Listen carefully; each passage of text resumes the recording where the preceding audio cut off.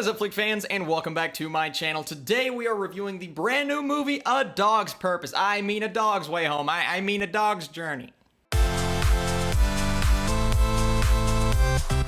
And yes, clearly we have seen this movie 1,000 times, but we're back because we love dogs. I love dogs. I've always loved dogs, even though I didn't love the movie that came out earlier this year, A Dog's Way Home, because I thought that film was just way too cheesy for its own good, and it never delivered on the story aspect, even though the dog itself, it was really cute. But I need you guys in the comments down below, have you seen this movie? If not, are you planning on seeing it this weekend when it drops? Let's talk about A Dog's Journey. So a dog finds the meaning of his own existence through the lives of the humans he meets. Like I said, this is technically a sequel to A Dog's Purpose. It follows the same characters, except the characters from that movie are now older, they're grown up, and we are focusing on the granddaughter of our couple from A Dog's Purpose.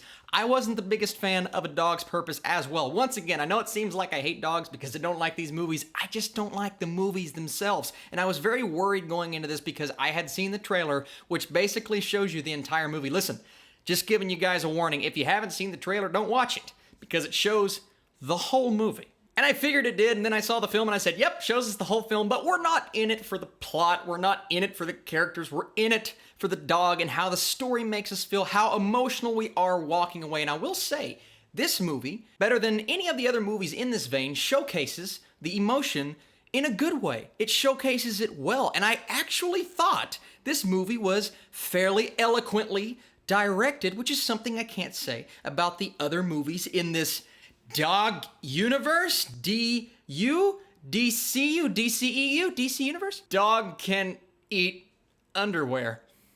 I don't know. But before we get into why I think this movie is better than the other films in this vein, I'm going to tell you guys what I had issue with in this film. Let's talk about the human characters, because although we want to focus on the dogs, and that's what we're here for, it is a dog's journey, they want to focus on the human characters, and they want to flesh out these stories and give us unrealistic people. I mean, these characters are either really, really great people with barely any flaws, or they're the worst human beings on the earth. And you'll know it when you see it, but the mother, the boyfriend of our main character, and the girlfriend of the friend of our main character, those three characters are three of the worst human beings I've ever seen. There was not one redeeming quality to any of their characters, and at a point in the movie they try to redeem one of those characters, and it does come off as heartfelt and you buy it because of the acting from the daughter, but even then it's like, this was just a despicable human being and there were no redeeming qualities. It was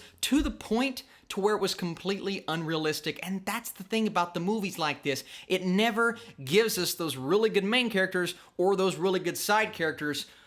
Or do they? Because the main characters in this film, not the side characters, the little girl in particular, the one that we are focusing on, and she grows up throughout the movie, but really, all of the actresses who played CJ did a great job. The acting in this movie from the main characters, her, the friend, Dennis Quaid, who was not in the film enough. I needed more Dennis Quaid because he was so good in the first. He was really, other than the dog, the only thing I liked about the first movie, but he was good here as well. And she is great. We start with the little girl from Ant-Man. She, and I've said this for years, she is one of the cutest little girls I have ever seen in Hollywood. She is so good in Ant-Man and the sequel, and now we get her in this film as young CJ, and she delivers. She is awesome. And then we get to the oldest version of CJ, played by Catherine Prescott, who was also really good in this movie. The emotion displayed from her character, especially towards the end. You guys know this is a movie about a dog who follows along a specific human and comes back, lives multiple lives. I will say, they found kind of creative ways to take this dog out and bring it back to life, but it's just the cute aspect of the way they go about taking this dog out and bringing it back for multiple lives. It was inventive, it was creative, and every time the dog went, it was sad. Every time the dog comes back, it is sad because it's living this new life. It has to go about finding CJ again, and then once the characters realize something towards the end of the movie, that got me. Like I said, this movie's not all bad. This film got me on an emotional level, and I think that's because, one, the cast is good, and then the dogs, they're just so cute. Every single dog. A shout out to the trainers on set, because I know they delivered in every aspect of what they had to do, training these dogs, making them do what they had to do. Once again, I always leave this compliment for movies like this. Even if the movie's not very good, the trainers of the dogs Awesome. But then we shift over to the plot, and the plot following CJ, even though she is great, her character, it's the most cliche, like, oh, I want to leave high school and become a musician, and I'm going to suffer tragedy, and characters are going to leave me, and they're going to come back, and they're going to get cancer, and it's just like the most cliche and lifetime plot points you can find, except they didn't just use one of them. They used, like,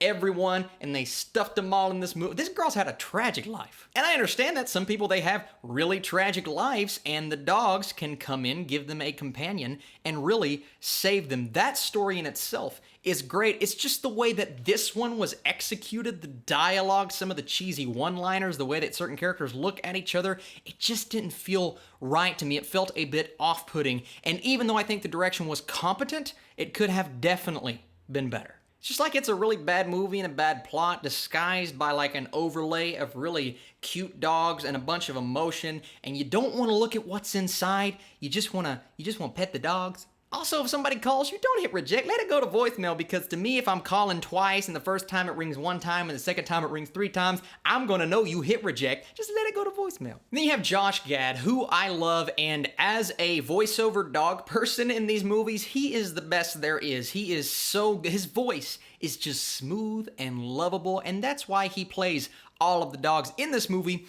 It got to be a bit much to me. The sound effects, the way he's like moving his mouth, he does what the dog does, and I think that was a bit much, and he's really just a giant exposition scene towards the end, and I get it. If there were silences throughout the movie, then it would have been really awkward, but then again, you're using Josh Gad a bit too much because he's explaining literally everything that's going on. A giant exposition machine. And it's really hard to critique because a movie like this needs something like that to get the audience through, but not that much. He was a bit much at times, even though, like I said, I love Josh Gad's voice. And the big problem of the film, for me anyways, is it just becomes more about the humans and less about the dogs. At the end, it is all about how the dogs have been affecting the humans, but it still focuses on the romance and the tragedy and the really cheesy dialogue, and it just became so convoluted and so much that it really took away from the actual story, even though, like I said, I had a way better time with this movie than I have the other films in this vein, in this nature. And the end,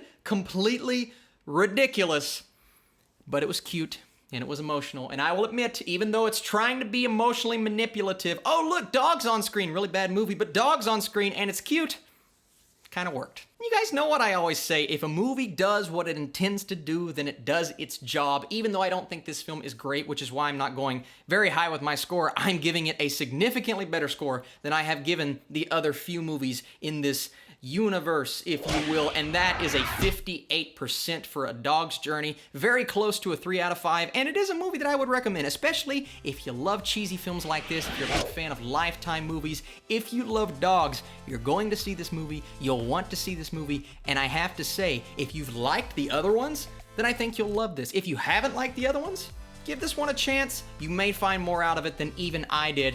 Thank you guys so much for watching this video. This was a fun movie to review, but it's not the only movie coming out this weekend. We have plenty of films on Netflix and coming out in theaters, but the big one is John Wick Chapter 3, and you guys know we're going to talk about that on this channel. Thank you so much once again for watching this video. Leave those comments down below, and I'll see you guys very soon.